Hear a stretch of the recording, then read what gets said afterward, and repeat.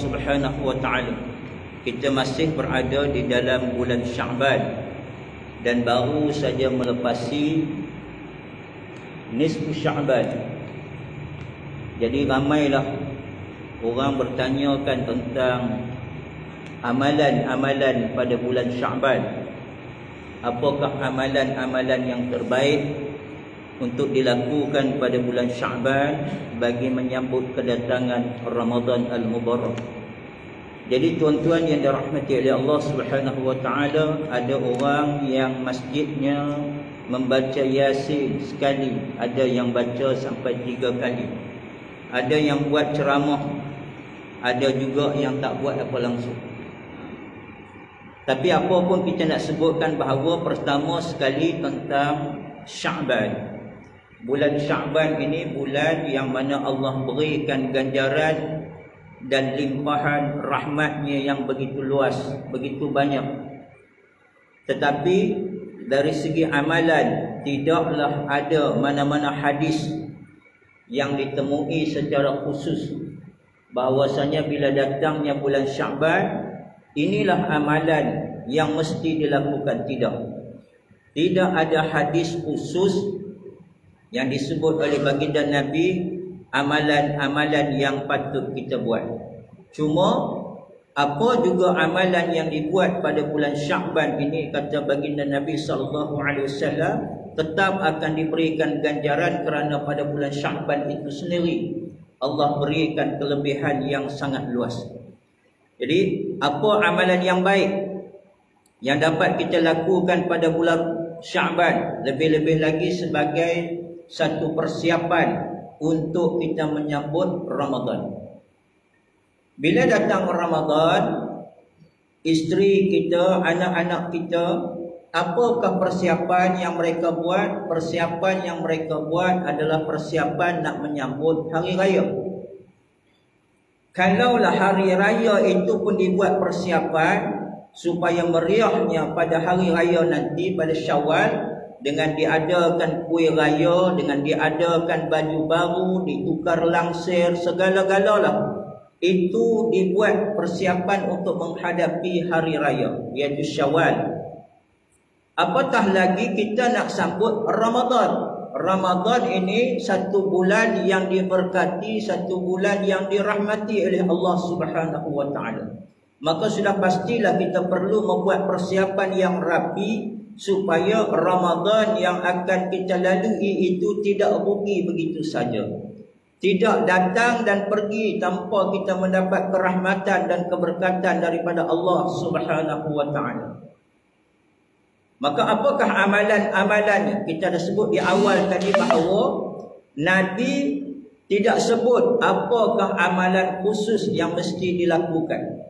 Buatlah amalan apapun, tuan-tuan nak baca Yasin, tuan-tuan nak buat ceramah, tuan-tuan nak sembahyang sunat, lakukanlah.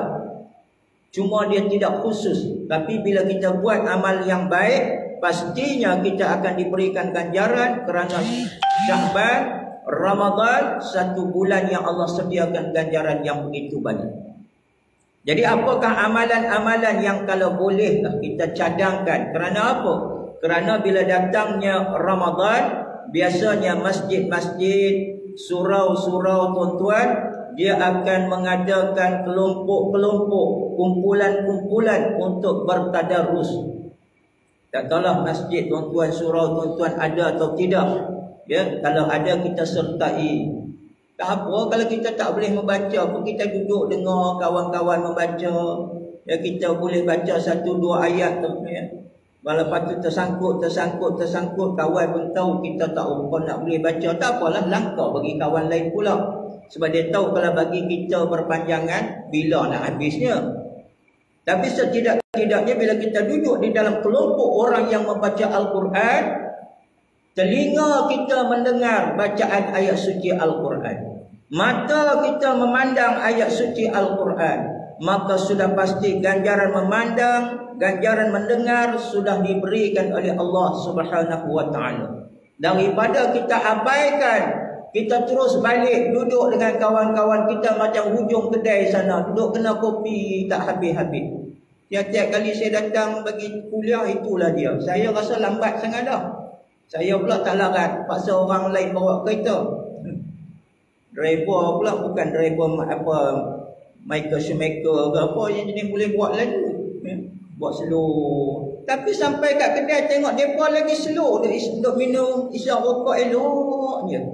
Macam dengan waktu maghrib tu sampai pukul 11 malam. Ya. Allah Rabbi, tak faham-faham lagi nak buat macam mana. Kita doakan semoga Allah berikan hidayah. Jadi bila kita duduk di dalam majlis, kita mendengar bacaan ayat suci Al-Quran, dapat pahala. Maka antara amalan yang boleh kita cadangkan sebagai satu amalan untuk digerakkan pada bulan Sya'ban supaya dilanjutkan pada bulan Ramadan. Bila Ramadan nanti tak jadi satu kejutan, kita tak rasa terkejut kerana kita sudah mula pada bulan Sya'ban. Maka apa amalannya? Iaitu kita perbanyakkan membaca Al-Quran. Sebab berdasarkan kepada satu hadis Nabi SAW, apa kata baginda Nabi? Satu hadis yang diriwayatkan daripada Abu Umamah Al-Bahili radhiyallahu anhu. Kata dia, Nabi SAW menyatakan, Iqra'ul Quran, bacalah Al-Quran, fa innahu ya'ti yaumal qiyamati syafi'an li ashabihi. Kata Nabi, bacalah Al-Quran, sebab Al-Quran itu akan datang pada hari kiamat. Dia akan mensyafaatkan sahabatnya. Siapa sahabatnya? Orang yang menjadikan Al-Quran itu sebagai teman. Orang yang mana bila dia bangun pagi, dia sebelum nak tengok kawan-kawan lain, paling tidak dia tengok Al-Quran. Itu sahabat pertama. Sebelum dia mendengar kawan-kawan lain duk beliti, kawan-kawan lain duk buka cerita macam-macam, dia dengar dulu kalimah-kalimah alunan ayat suci Al-Quran. Sebelum dia melihat dan buat apa-apa aktiviti, dia bercakap dengan sesiapa, maka dia melafazkan dulu ayat suci Al-Quran. Maka bila dia jadikan Al-Quran itu sebagai teman dia, maka kata baginda Nabi SAW, Yaumul qiyamati syafi'an li ashabihi. Datangnya pada hari kiamat nanti, Al-Quran itu akan memberikan syafaat kepada sahabatnya, iaitu orang yang membaca. Jadi tuan-tuan, mudah-mudahan pada bulan ini kita mulakan sedikit demi sedikit, kita mula membaca Al-Quran. Mana datangnya pula yang malam nisfu Sya'ban dia baca Yasin sampai 3-4 kali ni, mana datang? Walaupun tidak ada hadis seperti mana yang saya katakan tadilah, bahawa dia tak ada hadis yang jelas, hadis yang sahih kena buat amalan-amalan apa. Tetapi Yasin ni tuan-tuan, seperti yang kita sedia maklum, Yasin ni kalau kita buka di dalam tafsir Ibn Qasir, disebut dalam tafsir Ibn Qasir bahawa Yasin ini dia merupakan satu surah yang menjadi hati kepada Al-Quran. Bila menjadi hati kepada Al-Quran, orang nak jagalah hati ni, orang nak jaga betul-betul. Walaupun hadis ini yang diriwayatkan daripada Anas ini disebut oleh At-Tirmizi. At-Tirmizi dia menyebutkan, dia kata hadis ini adalah hadis yang gharib. Hadis yang orang katakan kalau dirujuk di dalam kitab-kitab hadis jarang nak jumpa. Maksudnya, sebab itulah At-Tirmizi tidak meletakkan hadis ini sebagai satu hadis yang sahih. Tapi boleh kita amalkan, sebab itu disebut di dalam tafsir Ibn Qasir. Dia katakan bahawa bila mana kita membaca Al-Quran, sekali kita membaca Al-Quran, Allah Subhanahu wa ta'ala akan memberikan ganjaran pahala seperti mana kita membaca 10 kali. Itu Yasin. Jadi bila kita baca sekali, seperti mana kita membaca 10 kali. Itu yang pakat dia berebut nak baca sampai 3 kali, dia nak dapat 30 kali punya ganjaran pahala. Sebab 30 juzuk Al-Quran. Tapi kita kena ingat, dalam kita membaca Al-Quran, biarlah kita membaca secara tartil. baca secara cermat, jangan gopoh biar lambat. Daripada kita kejar hukum tajwid kita langgar, bacaan kita entah ke mana, maka lebih baik kita baca secara perlahan-lahan. Biarlah kita dapat baca pada malam tu 1 kali Yasin sahaja. Tak dapat 3 kali tak apa. Yang penting kita buat amalan. Sama juga malam tu kita dapat sembahyang sunat. Mungkin tak banyak, 2 rakaat, 3 rakaat, 5 rakaat, 7 rakaat atau berapa rakaat. Kita tak mampu buat seperti mana orang lain buat, berbelas-belas rakaat, berpuluh-puluh rakaat. Tak apa, yang penting kita buat amalan. Itu kita katakan lebih baik kita buat sedikit, asalkan orang katakan adanya istiqamah dalam amalan. Baik, sebab itu saya nak sebutkan bahawa antara amalan-amalan yang boleh kita buat pada bulan Syaban ini bagi nak sambut Ramadan, iaitulah perbanyakkan membaca Al-Quran. Kenapa? Kerana ada kaitan dengan apa yang kita nak bahaskan di dalam kitab yang kita pelajari. Disebutkan bahawa antara hak seorang lelaki, hak bagi seorang lelaki adalah naklah ia mengajar seluruh isi keluarganya itu akan perkara-perkara yang berkaitan dengan hukum agama, yang berkaitan dengan perkara-perkara yang dikaitkan dengan agama. Antaranya yang disebut oleh baginda Nabi SAW, iaitulah hendaklah mengajar akan isi rumahnya dengan perkara bagaimana mengambil wuduk, bagaimana mandi janabah, bagaimana hukum haid, bagaimana hukum istinja, bagaimana sekalian fardu wuduk dan sekalian sunatnya. Nabi suruh ajar. Kerana kalau tak diajar, anak-anak kita tak faham perkara-perkara ni, maka akan langgar semua sekali. Ni bila datang Ramadan ni tuan-tuan, ramailah akan mula bertanya. Soalan tu dah ulang. Setiap kali datang Ramadan, soalan itu keluar. Setiap kali datang Ramadan, soalan itu akan keluar. Sebab apa? Sebab dia tak ambil pusing, tak ambil orang katakan perhatian di atas apa yang dibicarakan. Tanya benda-benda yang biasa. Sebab tu kita suruh ambil perhatian, ya. Sama juga macam yang kita tengok, kadang-kadang orang duk tanya, tuan-tuan tengok soalan yang disampaikan kepada Ustaz Azhar Idrus. Kadang-kadang memang gelak betul, patutlah Ustaz Azhar Idrus dia boleh jawab bagi orang ni. Sebab soalan tu soalan kadang-kadang pelik. Dia tanya hukum boleh tak sapu muka, lepas bagi salam boleh sapu muka tak Ustaz? Dulu dah lama dah kita semayang bagi salam sapu muka, bagi salam sapu muka. Tapi bila keluar pula pandangan 3-4 orang kata, oh ni sapu muka ni tak boleh, bid'ah sebagainya, orang dah mula pening. Dah tak boleh pula kau sapu muka. Jadi padanlah dengan jawapan yang diberikan oleh Ustaz Azhar Idrus tu supaya kita mudah faham. Boleh tak sapu muka lepas kita beri salam? Ustaz Azhar Idrus kata bukan nak sapu muka, lepas bagi salam pergi sapu lantai masjid pun boleh. Sebab dah bagi salam, kita bukan dalam solat. Yang kita kena jaga apabila kita mula mengangkat takbiratul ihram, Allahu Akbar. Waktu tu kena jaga dah. Ada sisa makanan dalam mulut, tak boleh makan dah. Kalau makan haram, walaupun dia merupakan cuma orang katakan ubi keledek, inti karipat yang kita makan tadi, tak boleh dah, haram ketika itu. Sebab dalam solat. Tapi kalau luar solat, jangankan sebiji karipat, dia jamu karipat 1 bulan pun habis. Tak cukup lagi ajak saya dengan Amri. Malah dia Amri tak ada. Tak ada eh? Ada? Oh, Amri ada. Amri kalau tak ada, kita hidup masjid. Allahu Rabbi. Nak tunjukkan bahawa kita kena faham had hukum tu di mana. Mula daripada takbiratul ihram, kita dah mula masuk dalam tu. Berakhirnya mana? Apabila imam memberi salam atau kita sendiri beri salam. Selesai.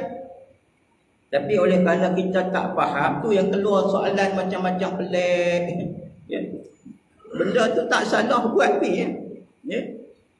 Nak kirakan ni, sebab tu kena tengok ada benda perkara-perkara tertentu yang kadang-kadang ni besok bila datang Ramadan ni keluar lagi cerita. Cerita apa? Cerita nak semayang ni, nak semayang 8 ke 20. Keluar lagi cerita tu. Tiap-tiap kali datang tanya soalan yang sama. Dah mulalah kat saya, dah sampai dah. Baru tadi dalam perjalanan kita dah lah nak tunjuk arah kepada driver kita ni. Driver pun sekali-sekali datang, dia kan ingat sangat.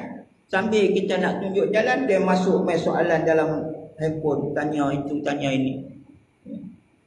Nak semayang ni 8 ke 20 Ustaz? 8 ke 20? Apa bantailah 36?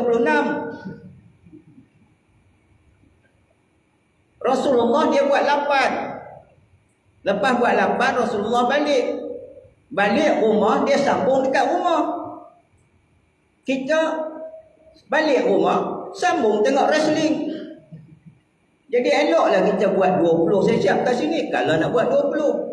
Tapi kalau imam kata kita buat 8, keputusannya kita nak buat 8. Tuan-tuan yang nak buat 20, sambung jadikan 20. Pak imam buat 8 je. Tak ada masalah. Cuma ada hadis Nabi. Yang tu tuan-tuan kena faham. Hadis Nabi di mana kita akan mendapat ganjaran pahala seperti mana kita menghidupkan sepanjang malam dengan beribadah. Apabila kita salat di belakang imam, bermula daripada takbiratul ihram itu kita ikut belakang imam sehingga imam selesai. Imam selesai 8, habis 8 dia pun berhenti, kita pun berhenti. Kalau Pak Imam buat 20, Pak Imam tak habis lagi. Lepas 8 Pak Imam baru nak semayang lagi untuk yang ke-10 punya rakaat. 9 dengan 10. Dia pun dah bangun dah. Tapi bangun bukan nak ikut Pak Imam, bangun cari selipar balik. Maka dia tak dapat ganjaran pahala menghidupkan sepanjang malam. Tuan-tuan, ni pahala free ni Allah nak bagi. Tuan-tuan ingat semua ustaz ni larat semayang ke? Ustaz pun tak larat, berdiri pun tahu apa nak larat lah ni. Tuan-tuan ingat tuan-tuan guru tu larat ke? Tak, dia pun tahu apa larat dah. Cuma orang katakan harapkan iman saja. Tapi kadang-kadang kita ni tak mampu nak bangun malam, nak berqiyamul lail, tak mampu. Tapi kata baginda Nabi SAW, siapa yang dapat solat mengikut imam sehingga selesai imam tu solat, kita dapat bersama dengan imam, maka kita dapat ganjaran pahala menghidupkan sepanjang malam.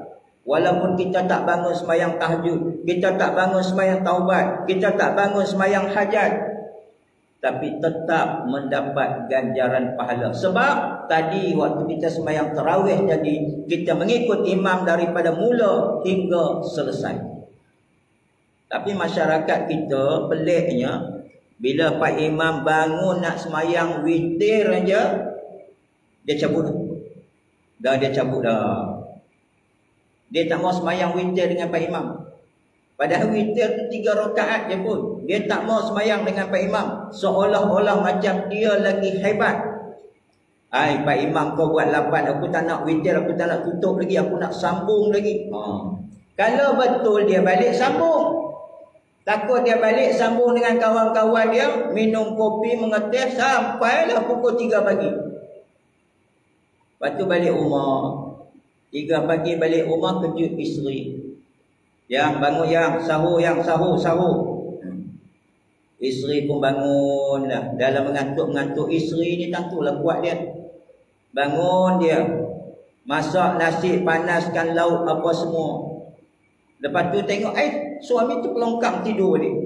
Bagi kejut suami, bang, bangunlah bang, kita makan sahur. Tadi abang juga yang panggil bangun sahur. Engkau orang ajalah makan, aku dah kenyang, aku melantak dengan kawan-kawan kat kedai mamak tadi pukul 3 pagi. Dah kenyang dah. Engkau orang tu yang belum kenyang, takut besok tak larat puasa, bangun makan. Dia suruh orang bangun makan sahur, dia tak makan.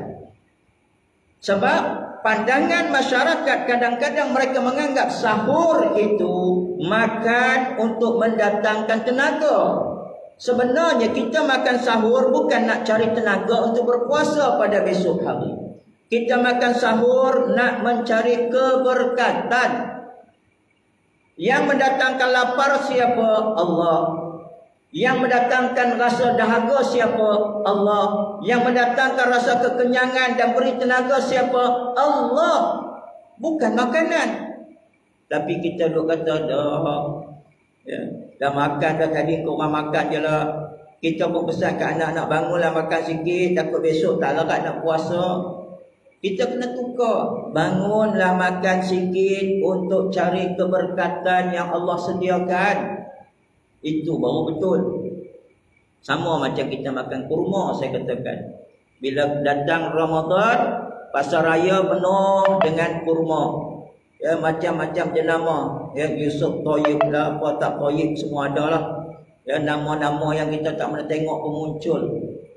Datang Ramadan, ada kurma. Ada kurma, Ramadan lah. Jadi bila kita nak buka puasa, letak buah kurma. Bila Allahu Akbar, kita si bapa, si ibu capai buah kurma makan. Anak-anak capai apa? Capai air lengkong dulu. Sebab dia tak biasa dengan makan kurma. Kita marahkan dia, makanlah kurma dulu, yang nak minum air. Kenapa? Dah. Air juga yang dia cari. Jangan salahkan budak-budak kerana mereka tak biasa dengan makan kurma. Macam dengan kita orang tua yang tak biasa makan sushi. Katalah kalau tuan-tuan sini memang kaki makan sushi, hari-hari ke makan sushi. Kami bukan macam ustaz. Kami darah keturunan Jepun ni. Kita tak biasa sebab kita tak membiasakan anak-anak kita hari ni. Bila datang Ramadan baru kita beli buah kurma. Jadi dia tak biasa. Cuba setiap hari kita adakan kurma di rumah kita. Kerana apa? Kerana makan kurma menjadi sunnah Nabi. Sunnah Nabi bukan cuma makan kurma pada bulan Ramadan, tetapi apabila Rasulullah makan kurma bermaksud menjadi satu sunnah. Makan bila pun. Tapi tak, kita ingat Ramadan saja ni makan kurma. Ya. Sebab itulah salah tanggapan yang selalu saya katakan. Jadi kita kena ingat yang kita selalu minta ke Allah, kadang-kadang kita tak buat. Bagaimana Allah nak beri kepada kita? Kita nak supaya Allah berikan keberkatan, tapi kita tak mencari keberkatan dengan kita silapkan niat dalam amalan kita. Ini yang tak kena. Sama dengan doa yang selalu kita pohon kepada Allah. Kita minta apa? Rabbana atina fid dunya hasanah wa fil akhirati hasanatan wa qina adzabannar. Doa ni bukan Pak Imam aja hafal. Semua jamaah hafal. Kalau majlis tahlil tu dia angkat tangan daripada atas turun. Dah letih kan? Angkat balik, turun balik. Tapi dengar-dengar Pak Imam baca Rabbana atina fid dunya. Oh, dah hati dia kata lega nak habis ni, nak habis dah. Doa Pak Imam nak habis dah. Sebab kita pun hafal doa. Yang kita bacakan Rabbana atina fid dunya hasanah wa fil akhirati hasanatan wa qina adzabannar.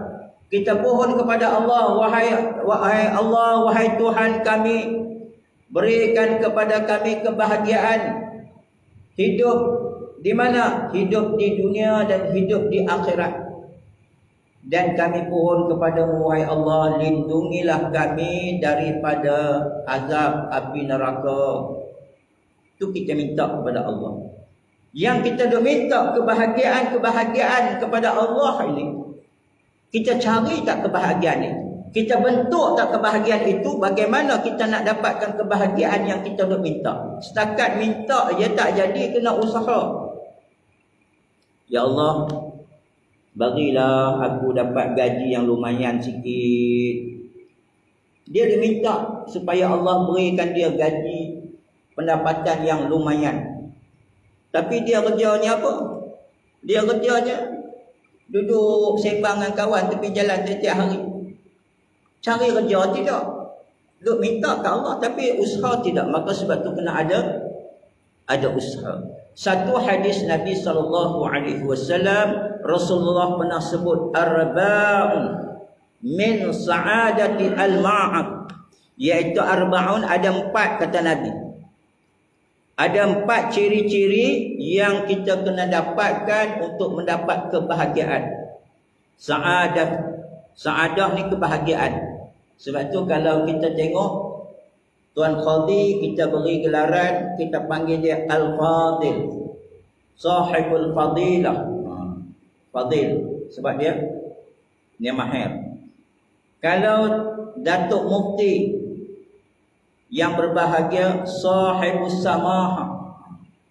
Datuk Pengarah, kalau Datuk Pengarah kita tak panggil Sahibus Samaha, sebab kadang-kadang Datuk Pengarah bukan reti pun. Walaupun dia pengarah jabatan agama, kadang-kadang bukan dia faham sangat pun bab agama. Sebab itu orang tak panggil dia, dipersilakan ya, Tuan Sahibus Samaha untuk memberikan ucapan, tengok-tengok pengarah kita. Sahibus Samaha itu diberi kepada Datuk Mufti. Datuk Pengarah kita beri apa? Sahibus Sa'adah. Sa'adah, kebahagiaan. Bahagia dia duduk jawatan tu. Nama pun pengarah, main arah aja lah. Arah sana, arah sini, arah sana, arah sini. Kadang-kadang dia pun tak tentu arah. Ya. Tapi bahagia. Maka Nabi sebut apa? Arba'un min sa'adafi al-ma'ad. Iaitu ada 4 ciri yang mesti kita cari dan dapatkan kalau kita berkendakkan kepada kebahagiaan. Sama ada bahagia di dunia, bawa ke akhirat, ataupun kita nak cari bahagia di dunia sahaja, terpulang. Tapi orang Islam sebaik-baiknya carilah bahagia di dunia membawa kepada akhirat. Yang pertamanya apa kata Nabi SAW? An takuna zaujatuha salihan, iaitu kena miliki, kena mempunyai, kena didik supaya kita dapat seorang isteri yang salihah.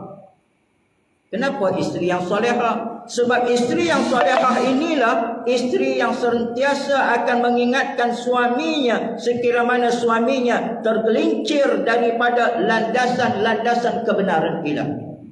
Suami isteri inilah yang salihah, inilah yang sanggup menegur suaminya, bang, berhenti daripada main judi bang, ni dah bulan Ramadan.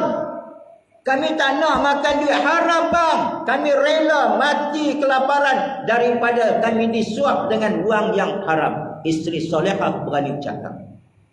Tapi kalau isteri yang tak solehah, bang, kalau boleh tikam lebih sikit bang, baru besar sikit kena. Isteri solehah itu. Sebab itu apabila kematian Sayyidatina Khadijah, isteri baginda Nabi SAW, meninggalnya isterinya Siti Khadijah, Rasulullah rasa sedih sangat. Sebab isterinya ini seorang yang salihah. Dia membantu Nabi dalam dakwah, dia membantu ekonomi Nabi, dia memberikan motivasi kepada Nabi ketika mana Nabi berada dalam, orang katakan, emosi yang rendah. Dia support Nabi. Jadi bila dia meninggal, Nabi rasa kehilangan. Itu kalau isteri yang solehah. Tapi kalau isteri yang toleha, isteri yang teruk ni, dia mati, suami kita lega, ya, hilang beban sikit. Jadi bentuklah ataupun didiklah isteri kita, carilah seorang isteri yang solehah. Kalau yang belum ada lagi, cari yang solehah. Macam Abang Wan, kita kena cari yang solehah lah. Tuan-tuan yang dah ada, isteri tuan-tuan dah solehah, alhamdulillah. Kalau isteri yang ada tak solehah, didik dia jadi isteri yang solehah. Tak jadi ustaz, didik pun tak jadi juga. Memang keras tu. Kalau ustaz kata batu tu keras lagi hati isteri saya. Ya ke? Susah-susah kahwin seorang lagi. Kalau berani ya. Saya tak berani. Saya tu isteri ada ke belakang, takut juga saya. Saya alhamdulillah setakat ni tak ada masalah. Ya. Saya pula takut kat bini sebab bini dah suruh kita kahwin. Suruh kahwin waktu kita tak nak kahwin. Ya. Suruhlah waktu kita nak kahwin dulu kan. Ni sekarang ni kita kahwin lah yang, carilah seorang lagi. Ya. Nak cari apa? Kita pun 3 selenden. Yang mana? Yang pertama aja. Kan tak habis pula hadis. Yang kedua kata Nabi SAW, apa yang kena ada untuk membentuk kebahagiaan dalam rumah tangga kita, kebahagiaan dalam gerak kerja kita, kebahagiaan di dunia bawa kepada akhirat, iaitu kena ada, iaitu wa auladuhu abraran. Kena ada anak-anak yang baik. Anak-anak baik ni penting tuan-tuan. Tak kisahlah bagi dia pendidikan apa. Walaupun dia tak mengaji sekolah agama, jangan kata dia tak beragama. Berapa ramai anak-anak kita yang kita hantar sekolah biasa, dia lebih menjadi orang daripada anak yang dihantar ke sekolah agama. Apatah lagi kalau anak kita hantar ke sekolah agama, ditarbiah oleh guru-guru, murabi-murabi yang baik, akhirnya anak kita menjadi seorang yang baik, lagi cantik kacang cap tangan. Tetapi nak tunjukkan perlunya ada anak yang baik. Sebab saya pernah sebut kepada tuan-tuan kan, bagaimana ada sahabat kita, anak hantar mengaji agama dah cukup cantik, semua dah molek dah. Itulah satu-satu anak dia yang ada. Itu pun anak bukan anak betul, anak bela. Sebab dia tak ada anak bela, anak orang. Daripada umur berapa bulan sampai besar panjang. Mudah-mudahan dengan apa yang dicurahkan itu dapat berbakti balik kepada dia. Bukan dia nak wang ringgit, jaga diri ibu bapa pun cukuplah. Rupa-rupanya tidak. Bukan setakat jaga ibu bapa, serta ibu bapa disapunya lagi. Sebab tu perlunya kena ada wa auladuhu abraran, kena ada anak yang baik-baik. Baik dari segi akidahnya, baik dari segi akhlaknya, baik jugalah dari segi ibadahnya. Alhamdulillah. Walaupun dia tidak kaya raya, tetapi tuan-tuan akan rasa bahagia ada anak itu. Yang ketiga kata Nabi SAW, iaitu kena ada apa? Wa khulatamuhu salihan, iaitu kena ada rakan-rakan, sahabat-sahabat yang baik. Kita kalau ada di sekeliling kita ni kawan-kawan yang baik tuan-tuan, yang sering mengingati kita, alhamdulillah. Kawan-kawan tolong ingatkan kita, ni dah lewat dah ni, kita ni tak semayang lagi, jom kita semayang dulu. Tapi kalau kawan yang tak baik ni, dia buat tak peduli je. Alah, tinggal semayang sekejap, satu waktu je pun. Dia rasa macam tak ada apa-apa, tak ada masalah. Kalau kita buat benda maksiat, tak boleh, kita ni orang Islam. Takut tengah-tengah buat maksiat, mati kita. Dia ingatkan kita begitu. Jadi itu kawan yang baik. Dan yang akhirnya tuan-tuan, waktu pun dah masuk, jadi kita cerita ringkas-ringkas. Yang akhirnya kata Nabi SAW, apa yang kena cari, wa an yakuna rizquhu bi baladihi, iaitu kena cuba dapatkan, dia panggil di situ pendapatan, hasil rezeki itu tidak jauh daripada dia. Cuba dapatkan rezeki yang tak jauh daripada dia. Ada orang yang gajinya besar, sebulan 60,000. Tapi mana? Kena pergi kerja dekat Yaman. Kena pergi kerja dekat Dubai. Kerja di sana, gaji besar. Tetapi dia terpaksa mengabaikan anak dia, isteri dia berada di tanah air, dia berada di negara orang. Hantar duit balik, duit dekat dia ada lagi.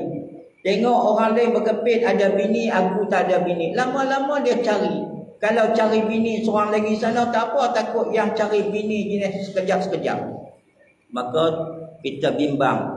Begitu jugalah, kalau kita dengar peribahasa Melayu, dah ingatkan kita apa kata peribahasa Melayu. Hujan emas di negeri orang, hujan batu di negeri sendiri.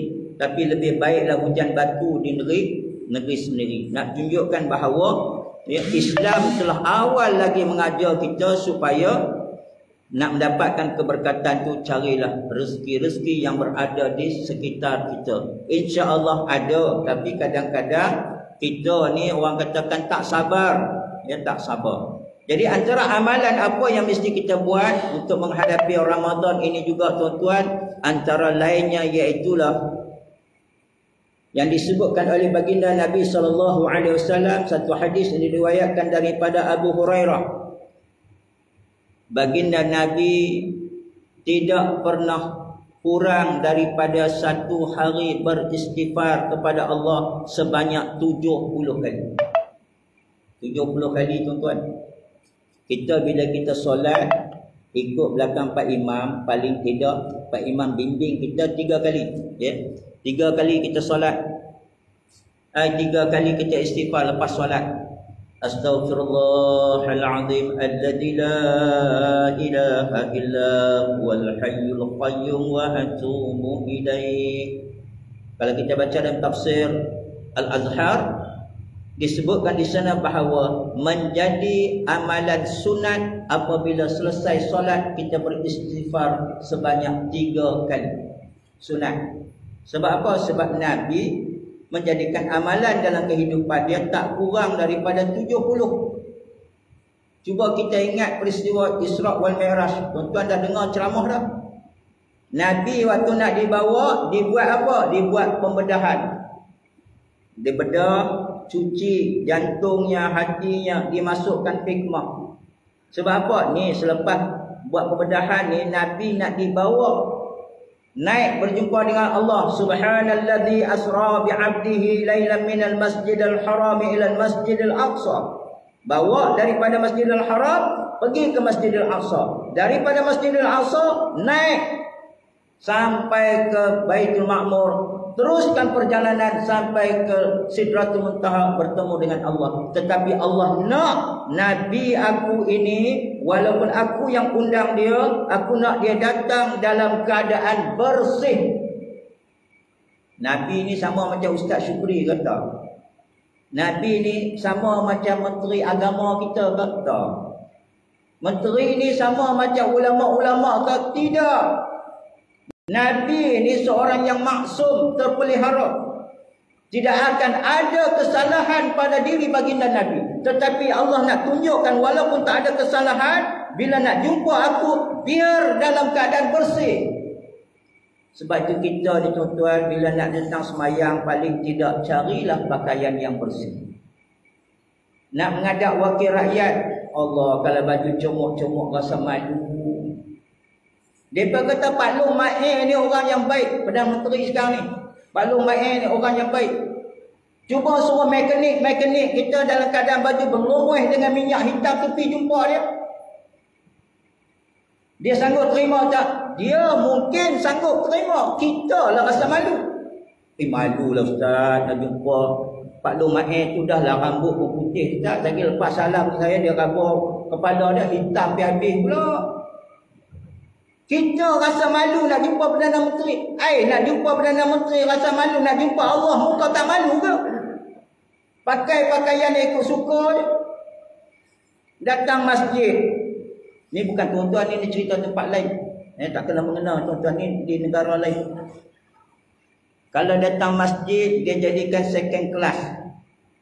Kalau nak pergi kenduri, dia jadikan high class. Nak pergi kenduri, dia buka kasut yang dalam kotak, keluar pakai. Baju, setrika 3-4 kali tengok saiz ada ke? Tak ada saiz ni, yang turun saiz setrika sikit lagi. Tapi kalau nak datang masjid, capai mana sempat je. Kasut pakai yang paling buruk. Sebab apa? Takut hilang. Kawan dia sapu je macam. Jangankan kasut tuan-tuan, kasut ustaz orang sapu. Pergi kuliah baru ni satu masjid, habis kasut saya boleh perkhidmat. Lepas tu nak balik, kasut tak ada. Duduk menung kat depan tu, tengok ada kasut banyak lagi. Kata dengan jemaah, kenapa Ustaz? Kasut hilang. Ada orang berkenan kasut saya. Habis macam mana? Itu dah tengok tu. Tu kasut banyak Ustaz, ambil je lah pakai. Orang sapu kasut saya, dia mengajar saya sapu kasut orang juga. Baru sama saya dengan orang tu. Nang berpeti nang kui punya tubuh. Tak boleh lah macam tu. Saya pun tunggu lah sekejap tengok. Saya tengok adalah kasut selipar pergi tandas. Biasa kan kat masjid ada selipar pergi tandas. Sebelah hijau, sebelah biru. Sebelah pas, sebelah BN. Jadi saya fikir sekarang ni dia orang dah tak baik, tak apalah saya ambil lah. Saya pakailah kasut tu. Saya pun keluar. Lepas pagar masjid, Pak Imam pula keluar. Pak Imam pakai motor, keluar-keluar, saya pun nak naik kereta. Dia tengok tu, loh patutlah kasut saya tak ada, rupanya ustaz ambil kasut saya. Rupanya tuan-tuan, kasut yang sebelah pas, sebelah BN tu tadi, kasut tu kasut Pak Imam. Saya kata, Pak Imam, saya belum pernah jumpa seorang imam yang tawaduk macam tuan imam. Kasut sebelah lain. Pakailah kasut ni imam, janganlah macam ni. Seorang imam ni, saya ingat dia tawaduk sungguh.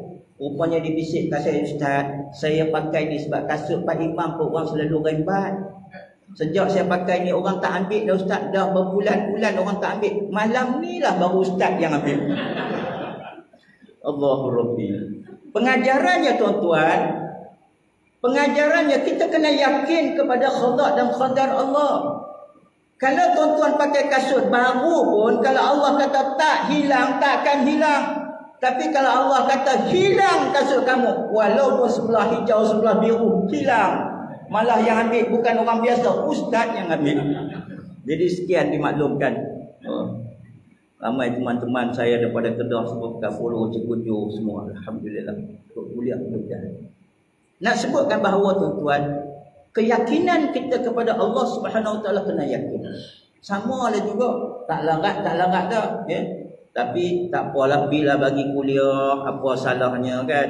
Kalau orang kata, ustaz dah tak larat duduk rumah. Kalau nak mati, duduk rumah mati, duduk kat luar pun mati. Berapa ramai yang duduk kat hospital tengok macam nak mati dah. Bubuh gas pernafasan, tak mati-mati, dia pula balik ziarah orang mati. Jadi nak gambarkan kita tuan-tuan, apa pun serahlah kepada Allah SWT. Tapi saya nak sebutkan tadi, dengan kedatangan Ramadan ni tuan-tuan, perbanyakkan istighfar untuk membersihkan diri kita. Istighfar tuan-tuan pilih.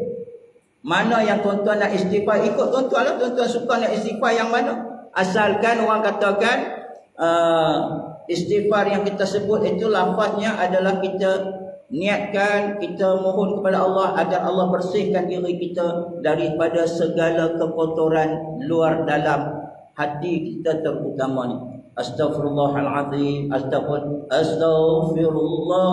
Kita bawa dengan Rabbal Baraya pun boleh, asalkan kita istighfar. Sebaik-baiknya kata baginda Nabi SAW adalah Sayyidul Istighfar, iaitu penghulu segala istighfar. Kerana Sayyidul Istighfar itu adanya di sana akan kalimah tauhid. Jadi pilihan bergantung pada kita. Yang penting dengan kedatangan Ramadan yang akan kita hadapi, saya harap jangan sampai kita biarkan dia pergi begitu saja. Kerana satu hadis yang saya kira tuan-tuan sentiasa pernah dengar bila tentang Ramadan, iaitu kata baginda Nabi SAW, datangnya malaikat Jibril kepada aku menyatakan, wahai Muhammad, musnahlah, hancurlah, celakalah bagi umatmu wahai Muhammad. Siapa? Mereka yang datangnya Ramadan. Bulan Ramadan datang dan Ramadan itu meninggalkan mereka. Maksudnya selesai sebulan Ramadan, tetapi mereka tidak mendapat keampunan, tidak mendapat kerahmatan daripada Allah Subhanahu Wa Taala. Tapi saya yakin tuan-tuan yang ada pada malam ini dalam masjid ini, semua yang ada ini adalah orang yang sudah bersedia untuk menyambut kedatangan. Orang kata, marhaban ya Ramadan. Kita sudah bersedia untuk menyambut Ramadan dengan segala amalan-amalan yang akan kita lipat gandakan. Mudah-mudahan kita selamat di dunia, selamat di akhirat. Dan dalam keadaan kita beribadah tuan-tuan, maka jangan lupa berdoalah kepada seluruh masyarakat kita, teman-teman kita. Jangan kira musuh tak musuh. Kalau boleh jangan ada musuh dalam diri kita. Mereka memusuhi kita, kita jangan memusuhi mereka. Berdoalah semoga Allah berikan hidayah kepada teman-teman kita agar sama-sama dapat memakmurkan rumah Allah, menjadi hamba Allah yang sebenar-benarnya yang disebutkan dalam Al-Quranul Karim, wa ma khalaqtul jinna wal insa illa liya'budun. Tidak aku jadikan jin dan manusia, kata Allah, melainkan untuk mengabdikan diri kepada Allah Subhanahu wa taala. Wallahu a'lam. Saya mohon kemaafan daripada tuan-tuan dan keampunan daripada Allah Subhanahu wa taala. A'udzu billahi minasyaitonir rajim. Bismillahirrahmanirrahim. Alhamdulillahirabbil alamin wassalatu wassalamu ala Rasulillah wa ala alihi wa sahbihi ajma'in. Allahumma faqihna fid din. Ya Allah, fahamkan kami semua ya Allah dengan agama. Permudahkan bagi diri kami dan ahli keluarga kami serta masyarakat kami dalam melaksanakan segala tuntutan agama-Mu ya Allah. Ya Allah, istiqamahkan kami di atas landasan agama-Mu ya Allah. Istiqamahkan kami dalam mengerjakan ibadah yang mencari redha-Mu ya Allah. Ya Allah, ya Rahman, ya Rahim, ya Zal Jalal wal Ikram. Sesungguhnya kami yakin benar yang disebut oleh baginda Nabi sallallahu alaihi wasallam, barang siapa yang dapat mengakhirkan hayatnya dengan kalimah la ilaha illallah, dakhala al-jannah, dikurniakan syurga olehmu. Maka kami merayu kepadamu ya Allah, jadikanlah diri kami, kedua ibu bapa kami, rakan-rakan kami, seluruh jamaah kami semua ya Allah, dan ahli keluarga kami masing-masing, dan seluruh umat Islam yang berada di serata dunia. Jadikanlah kami dan juga mereka di kalangan hamba-Mu ya Allah, yang Kau kurniakan kelancaran lidah dan bibir, agar kami dapat melafazkan kalimah syahadah ketika mana hembusan nafas kami yang terakhir, lalu Kau redha dan Kau kurniakan kepada kami nikmat syurga-Mu ya Allah. Rabbana atina fid dunya hasanah wa fil akhirati hasanah wa qina adzabannar walhamdulillahi rabbil alamin.